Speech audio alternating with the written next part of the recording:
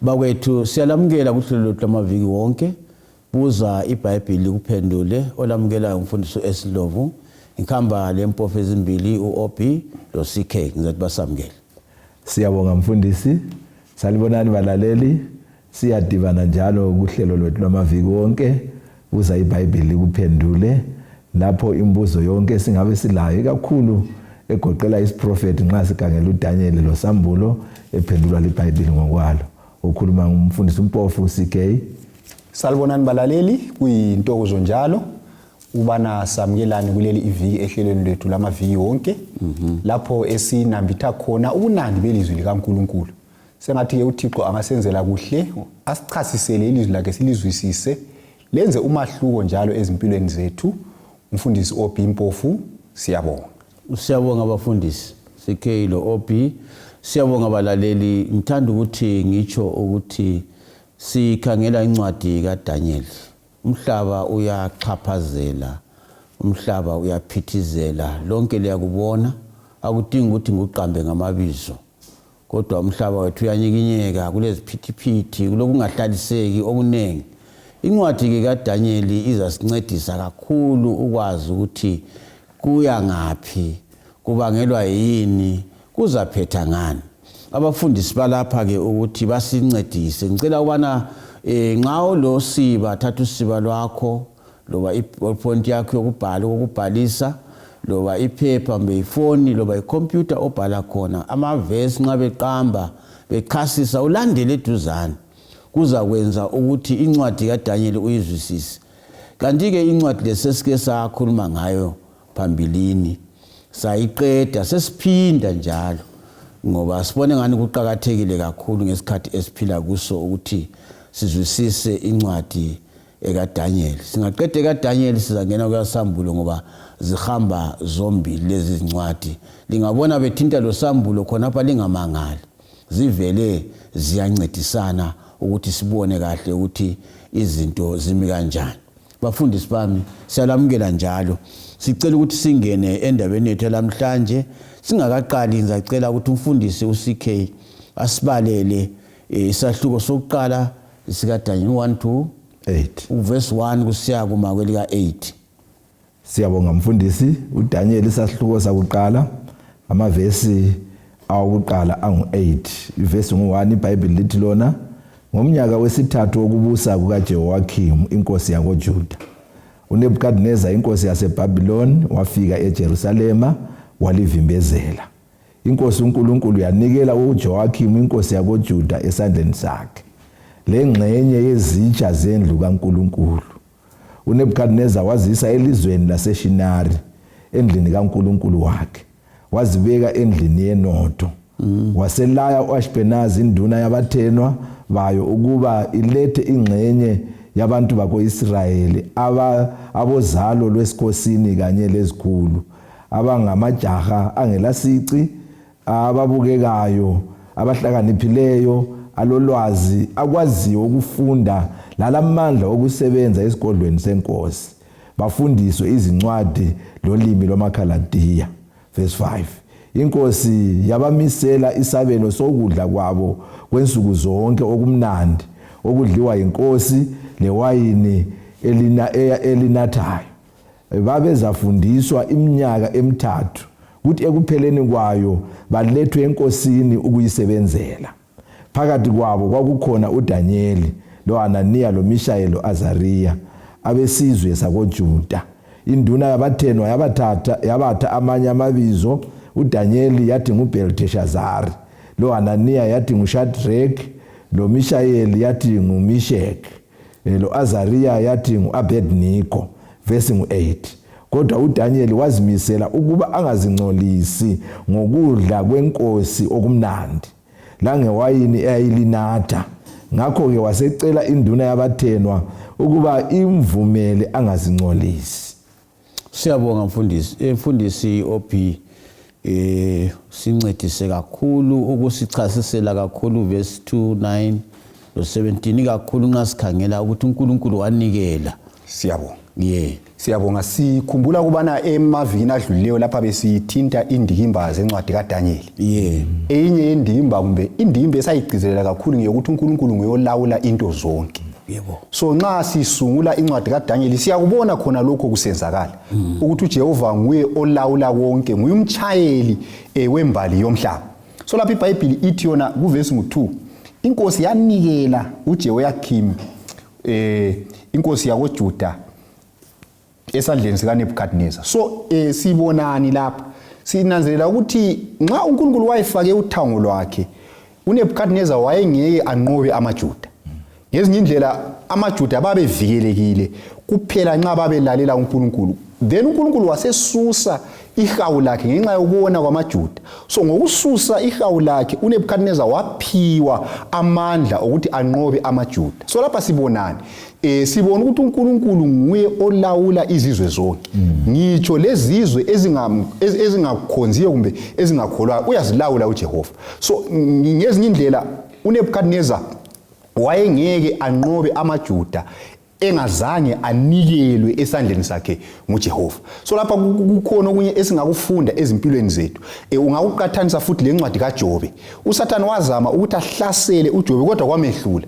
Waze wamhlasela esephiwe imvumo nguNkulunkulu. So abantwana bakaJehova bavikelekile kuphela nxa bezinikela kuNkulunkulu. So uNkulunkulu nguye olawula konke. Ungafunda ivesi ngo-9 futhi ithi yona uNkulunkulu wapha uDaniel ukuthandeka phambi kwenduna yabathenwa. So ngezinye indlela uDaniel uNkulunkulu wenza wathandwa wamupha ukuthi athandeke ngenxa ukuthi uNkulunkulu nguyolawula ingqondo zabantu. So uNkulunkulu ngomoya wakhe wathinta induna yabathenwa ukuthi ithande uDaniel. Ungafunda futhi ivesi ngo-17 ikhuluma ufanayo futhi ithi yona lawa majaha amane uNkulunkulu wabapha ukuqedisisa lolwazi kumfundo yonke lenhlakanipho yonke. So uNkulunkulu wabanika inhlakanipho. So uNkulunkulu uyanika amandla okunqoba, uyanika futhi ukuthi abantu babe lenhlakanipho baphumelele. So ngezinye indlela sibonani nxa sifunda incwadi kaDaniel kumele sibekwazi ukuthi uNkulunkulu nguNkulunkulu ophayo,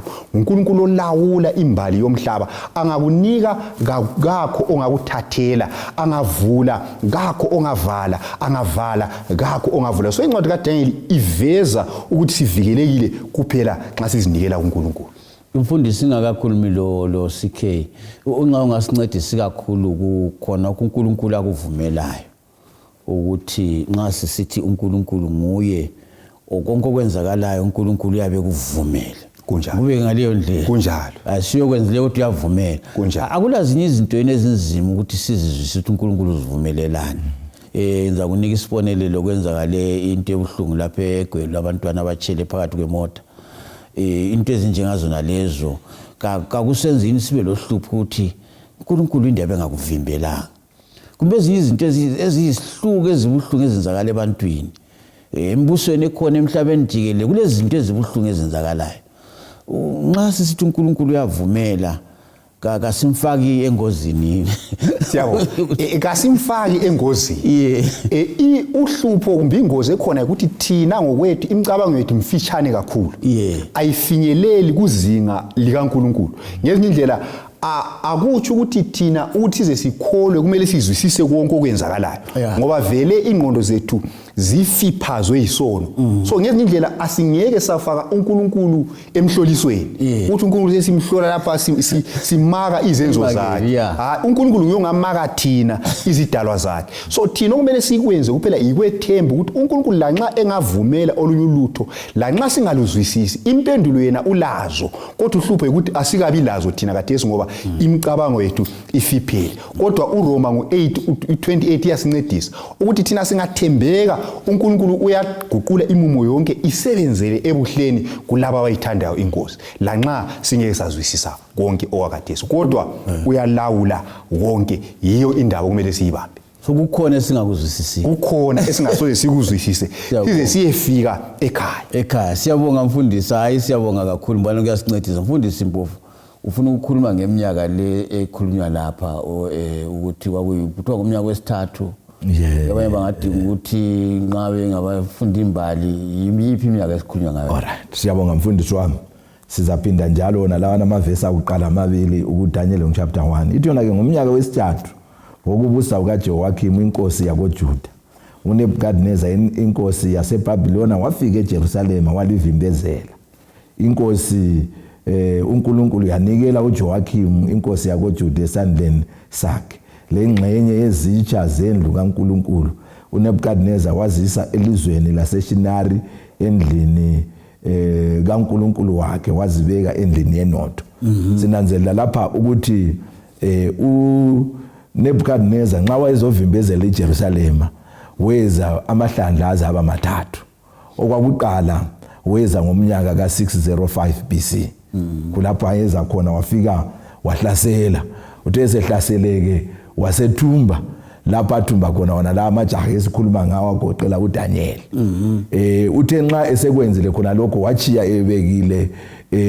isivumelwano lenkosi ukuthi bazaphilisana njani njengoba kwayeselivimbezele kwalinqoba uthe nxa enanzelela ukuthi lo evumelene laye akasayenzi khonokho waphenduka futhi ngomnyaka olandelayo wesibili kwakungu597 BC nxa wayesebuya ke khonapho kathesi wafika wavimbezela futhi wabuya wathatha ke izitsha etempelini leJerusalem wathatha futhi labanye abathunjiweyo wahamba labo nxa ubeka ngolimi lomzini lapho athatha khona i10,000 izigqila hamba lazo khona ngale elizweni laseBhabhilona kakuphelelanga khonapho futhi hanjo nxa ebuya ezovimbezela njengonqobileyo uyachiya efakile ukuthi ukuze singahluphani landelani lokhu lalokhu lalokhu uthe nxa bengakulandeli khona lokho futhi waphenduka ke okwesithathu kathesi esezondile kathesi engasadlanga nkojana uthe nxa ebuya ke ngomnyaka 586 BC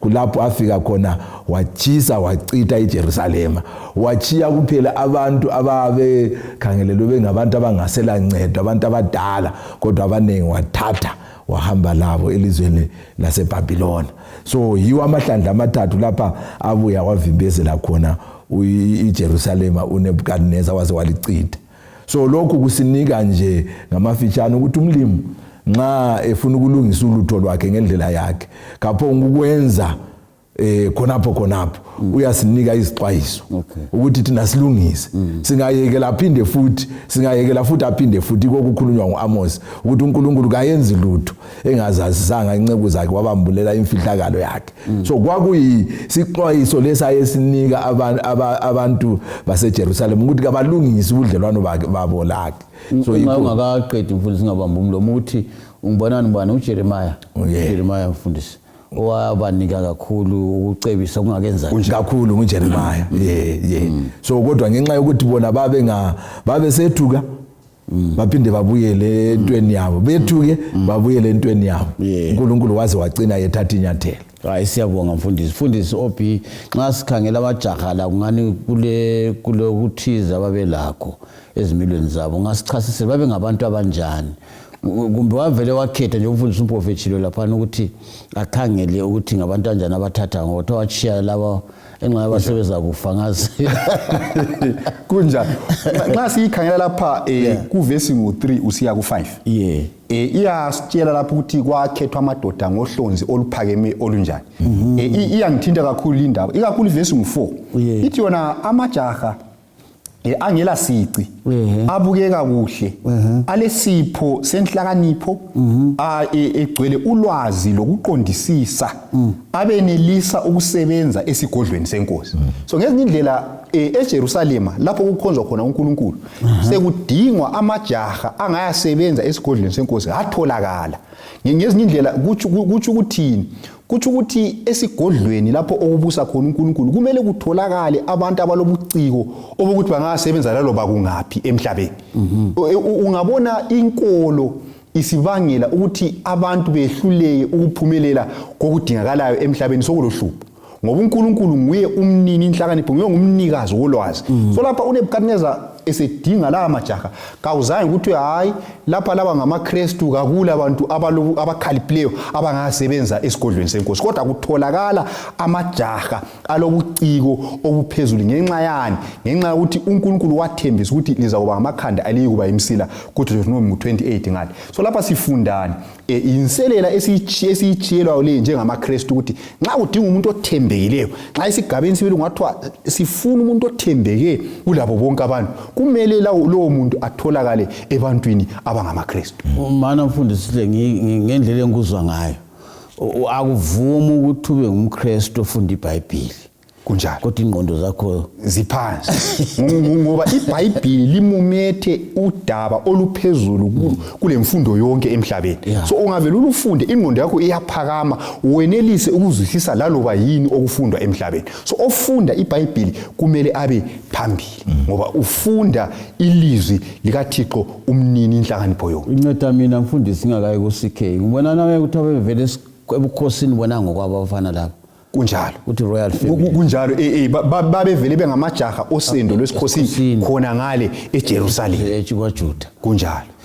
Inceda mina mfundisi awuboni yini ukuthi Nebukadnezar abafundisa ngobuthungameli bathi bona kumele nxa uzaphumelela njengomthungameli abantu abakuzungezileyo kunjalo babe ngabantu abalobuchopho obuphezulu kunjalo ngoba nxa bengaba lobuchopho obuphansi akulanto ihamba umbuso uyadilika umbuso uyadilika so khonoko ngicabanga ukuthi uqhakathekile ikakhulu kithi thina njengabantu singabathungameli endaweni ezitshiyeneyo so kwesinye isikhathi omunye uyabe kholisa ukuthi athungamela abantu abangaziyo kutongo yesmen kodwa lokho kakuncedi lapho thungamela khona awuphumeleli ungaba labantu abaphonga uvuma yonke into abangeke bakucabangisa la bese bakujulise ngemcabango kumele ube labantu abaza kubuza imbuzo enzima ukwenzela ukuthi la ucabange kuyakhulisa khonoko kwenza ukuthi umthungameli aphumelele. Ngiba mfundisi inhleka nje ngicabanga even emtchadweni kunjalo ukuthi abanye baba kabafuna umama balobuchopho bobukhali kunjalo ngoba bazobabuza imbuzo kunjalo bengela mpendulo hayi siyabonga we-CK siyabonga mfundisi indaba yokugcwala kwenkomitsho kwayikhuluma ngibonana ukwayisondelela so siqhubekela phambili ngokuyigcizelela indaba yokugcwala kwenkomitsho so njengoba ke sithindile lapha ivesi ngelokuqala lesibili ukuthi uNebukadnezar wezokuqala wezokwesibili wezokwesithathu kodwa kabaguqukanga abantu beJerusalem kabananzelelanga futhi izixwayiso uNkulunkulu ayebanika zona ngabaprofeti bakhe so engifuna ukukugcizelela lapha ukuthi uNkulunkulu nxa ezakwenza ulutho uyasinika isixwayiso nxa esinika isixwayiso khona phana singacabanga ukuthi yena ulibele uyabe sinika amathuba ukuthi sisebenzise amathuba wona lawa so wasebenzisele futhi ebuhleni aphinde futhi so nxa sikhangela inkomitsho nxa uthela amanzi phakathi kwenkomitsho kayigcwali khonapho uyayithela okwakuqala engxenye ibe laphana esigabeni esithile uyiphinde futhi okwesithathu ibe esigabeni sesithathu nxa usuphinda futhi into efana nayo isigcwele inkomitsho so uNkulunkulu yiwo umthetho awusebenzisayo nxa esebenza impilo yethu thina njengabantu ekhulumisana thina njengabantu lezizwe uyakusebenzisa khonoko ukugcwala kwenkomitsho uyaphuza futhi iyaphuza futhi so yikho khonoko ukukhulunywa nguPetro ekakhulu singaya kuPetro wesibili laphana ivesi isahluko sesithathu ivesi ngelika9 yekelani ngiyifunde laphana ithi yona ke inkosi kayilibali ukusigcwalisa isithembiso sayo njengalokho abanye besithi iyalibala kodwa iyalibekezelela ingathandi ukuba kubhubhela munye kodwa ukuba bonke bafinyelele ekuphendukeni so ngaleso sizathu uNkulunkulu uyabe esibekezelela ngoba efuna siphenduke senza kufunayo so isizwe laso saphiwa amathuba wona lawa njalo sayekela ukuwasebenzisa lathi uNkulunkulu sipha amathuba anjalo singayekela njengoba ke sikwazi ukuthi uNkulunkulu ufuna siphile njani inkomitsho zethu zizagcwala zingagcwala uyasukumenza okumele akwenze ngakayi ku-OB mfundisi ngikhumbula umbalisi wayemfundisa esikolo kumfundo ephansi eprimary wayejayele ukukhuluma ngenyoka leyo kuthiwa libululu yebo ibululu kalilumalumi hayi ngoba vele lingakuluma kumele kuqunywe kulahlwe angazi lathesa ukuthi sebesenze njani kodwa ke ipoison yayo ijefu yayo kayenzi kunjalo. So wayekhuluma ngokuthi umuntu uyathi nxa ehamba laphana kumbuza uzidlela ukudla kwakhe lokhana kumphambanisa ikhanda uyahlabela kezwa ukuthi liyaqala lihwaphe kunjalo, yanika warning kakhulu many times. Yes, lingakakuchayi. So ungalinyathela ke yabe likunika warning ibululu benza umsindo. So uNkulunkulu njengoba usitsho umuntu ngamunye uyabe sekunika ama warning amaningi kakhulu kunjalo, ukuthi ayekele kafani lathi abantu ukuthi uyaphuza ukuthi ayekele. Siyabonga mfundisi, isikhathi sethu ngani sesingani sesihambile kancinyane. Obuse tele ngamafitshane ukuthi amabizo alamajaha nje wathi sikhuluma ukuthi ngamajaha ayelobuchopho obubukhali kunjalo. Nxa kwakuseklasini ukuthi ayohlala ku A kunjalo, ku group A yakhona lana emuva la kunjalo. Right, yeah. Siyabonga. Ungakhangela lapha uverse ngo6 lo 7. Yeah. Ikhuluma ngamajaha la amane, uDaniel, loHananiya, loMishaeli, loAzaria. Ezinye indlela babe lamabizo abo awe Jerusalem. Ababewaphiwe ngabazali ahambelana lenkolo yabo.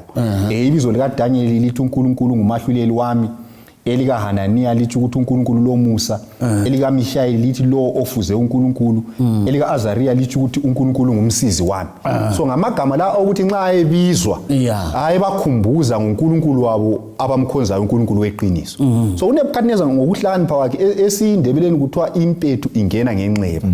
uNebukadnezar abantu laba befika eJerusalem ngazange afika athi ansafuni ukuthi likhonze uNkulunkulu wenu weJerusalem, befike eBhabhiloni ngazange athi ansafuni likhonze uNkulunkulu wenu weJerusalem, wabangena ngenxeba. So isigaba sakhe sakuqala asenzayo yikuthi aguqule amagama abo ukwenza ukuthi amagama abo vela angabizwa eBhabhiloni.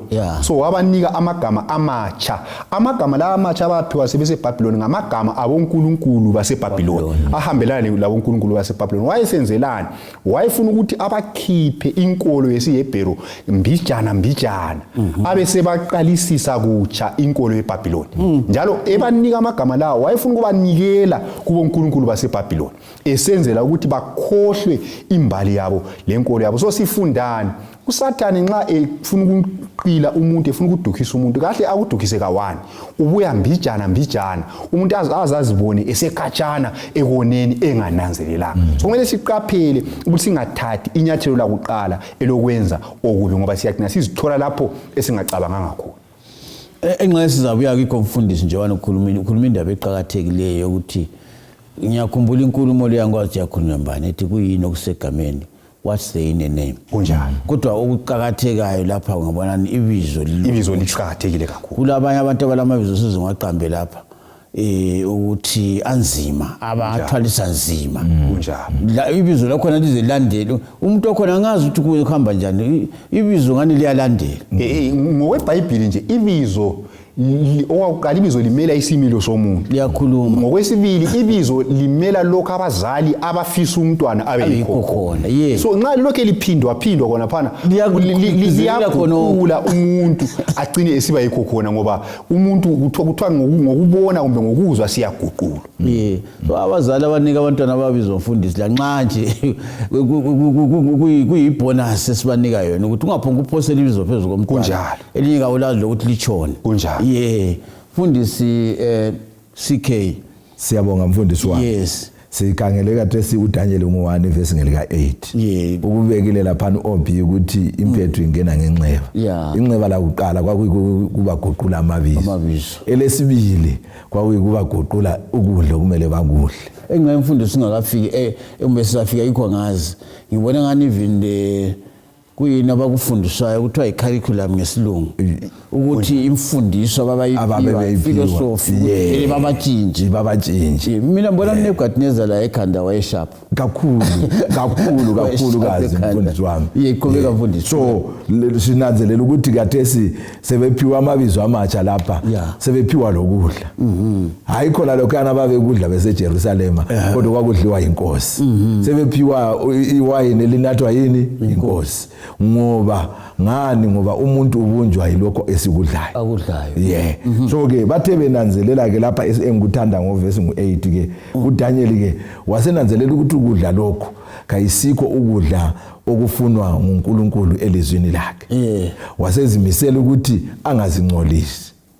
kabanjwanga ngamandla kabanjwanga ngumumo kodwa wahle wabona ukuthi ukudla lokhu kuzamphambanisa wayeke wasecela ke ukuthi bangaphiwa ukudla khona lokho ngaleso sizathu ke kwenza ukuthi lanxa wayefuna ukusebenzisa inxeba lesithathu lemfundo ngenxa yokuthi babevele bezilungisele ukudla okuyikho okwemfundo kwenza ukuthi bakhaliphe babone ukuthi bayaphumelela kuko konke so yikho sinanzelela ukuthi ukuzimisela ungabanjwanga ngamandla kuqhakathekile lokudla okudlayo kuqhakathekile kuyalungisa ingqondo yakho kuyalungisa lesimilo sakho kuyalungisa ngitsho lejwabu lakho siyabonga mfundisi Obi siyabonga so sifunda lapha enxa sigoqa la sinanzelela ukuthi uNkulunkulu ngasichiyi loba sesiphakathi kokunzima sibona ukuthi uNkulunkulu ulokho ehamba lamajaha lawo loba sebeseBhabhiloni sebeguqulula amabizo loba sebeguqulula amabizo so uNkulunkulu ungazithola ususemumweni onzima kodwa uNkulunkulu ulawe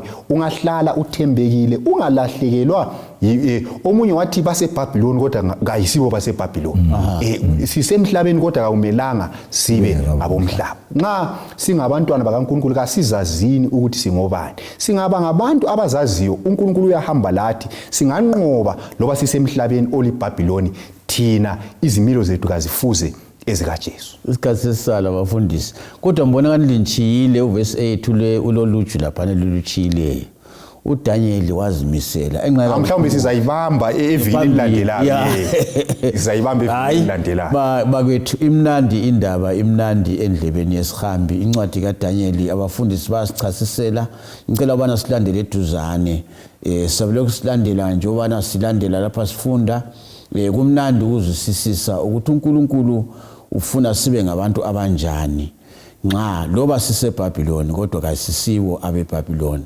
lapho hlezi khona kusesigabeni kusemsebenzini kusedolobheni kusemakhaya ngoba njengalamajaha kunenge ukufuna ukusiguqula lokuguqula ukukholwa kwethu kodwa amajaha la sifundisa ukuthi hayi ungaguqula ibizo ungaguqula ukudla kodwa basala bemazi uJehova sihlanganeni njalo kuvikelizayo endaweni efana nayo ngesikhathi esifana nayo inkosi ilibusise siyabonga